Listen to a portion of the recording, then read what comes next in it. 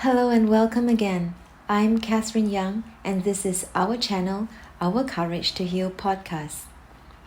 Before we begin, let me just say this. I'm not a professional healer and I cannot diagnose. I'm just another person who has been wounded but guided to receive healing. And now I'm here to share my story with you so that hopefully you too can find your courage to heal and stay on the healing journey. Now, let's begin.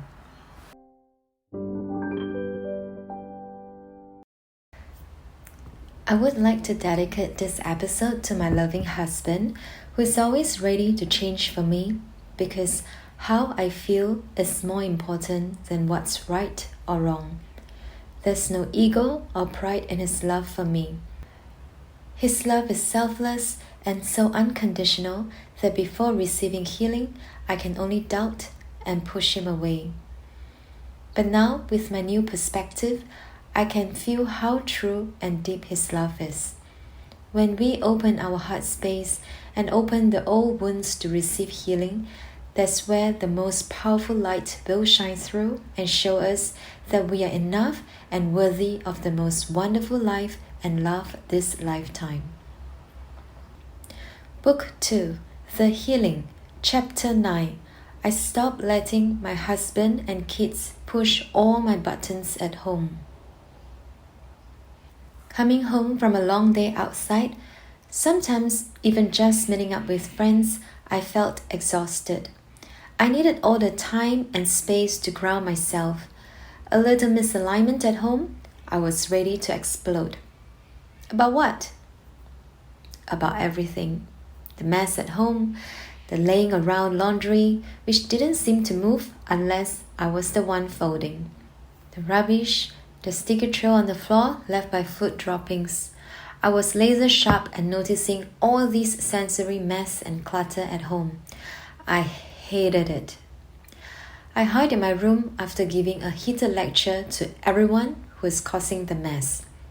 Sometimes I demand everyone to drop whatever they are doing to keep the house tidy together. Enough is enough. But a moment ago, I was in a dirty cafe with a child banging his toys on the table non-stop. My friend was very late and I was the most gracious person. It's okay, things happen. It was all building up bit by bit, ready to burst at home and only at home. Why can't everyone just do their part? And we know who everyone is. The messy cafe with the noisy toddler, the grouchy person at the grocery this morning, the friend who's always late, before the messy house now. But of course, the messy house always got it, because it's the regular messy house and I was the only one cleaning. And so bit by bit, my husband, from a typical old-fashioned Asian husband who needed to do zero housework since young, learned how to cook, clean the house, do the laundry, and do solo parenting when I needed my time and space. My girlfriends always envied me when they visited. They wished their partners could do more, be more patient and loving. But I know I was and still am the luckiest woman in the world, not because my husband knows how to do all these, but because he understood my needs and situation, and he loved me so unconditionally that he's willing to support me time and again when I'm triggered. But what about me? I continued to blame home when really I just wasn't ready to drop my armor outside. I didn't think I was enough to be honest with my emotions. Yes, I was understanding outside. I was gracious, but that's because I was trained to do so. I was brought up thinking it's okay to be myself at home, but I must put on a front outside or I might embarrass myself or my family. But who loved me the most? Who looked up to me the most? Is it fair to my husband and my lovely children who are waiting for me to come home to handle all the built-up emotions I've gathered outside. As I received more healing, I became aware of these built-up emotions, and I learned to let go of what had been and started to discharge all these negativities before I come home. I knew I needed to be honest with my feelings and come home with a fuller cup. I needed to learn to text my husband to let him know that I was affected by the overwhelming energies outside and would need a hug and some downtime when I reach home, and not pick the fight because he was laughing and watching a show when the laundry was still in the basket. I needed to be more in tune with my emotions. Home is not where we vent, it's where we can discharge with love, not vent. I needed to acknowledge that when the toddler was noisy, I needed some space for myself because I am sensitive to big noises. I could do with a walk somewhere because I should love myself enough to step away, especially when I can without hurting anyone. I needed to love myself enough to choose another cafe because it was too dirty for my comfort. I needed to learn to set silent environmental boundaries because I am enough, and I should love myself too to know these environmental factors would set me off when accumulated. I needed to be less of a raging wife and mom at home because my family was not annoying. They were just my easy target for discharging everything that I had accumulated so that I could continue to smile at strangers and accept all discomforts in my environments day in, day out. I was the kindest to the world, but I'm most brutal at home. But the truth is, my strong and fierce side should only emerge when needed to shelter and protect my children and loved ones. My children need qualities of love, connection, creativity, and devotion to flourish into confident, secure, and loving individuals.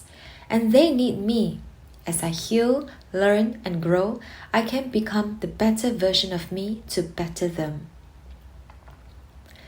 Healing helps clear and balance the energy flow in our body and helps heighten our awareness so that we can experience our relationships and environments with more discernment and understanding on how it may affect us. And when it had affected us, we are more aware to clear the energy rather than accumulate them. Even when we cannot control our environment, we can work on becoming more fluid in our approach to enter and exit spaces. As we embrace our true essence, we will be at peace with who we are, including our vulnerability, and no longer see the need to conform to societal norms which do not resonate with us. We will begin to feel and trust our intuition to go with environment and relationships that flow with us. To be there truly for our loved ones, to those who matters the most, to shine that light to where it is most needed, requires us to connect within and have a true soulful journey with ourselves. We need to connect and feel within to shine. If we have been ignoring our wounds and blocking our own light, how can we shine?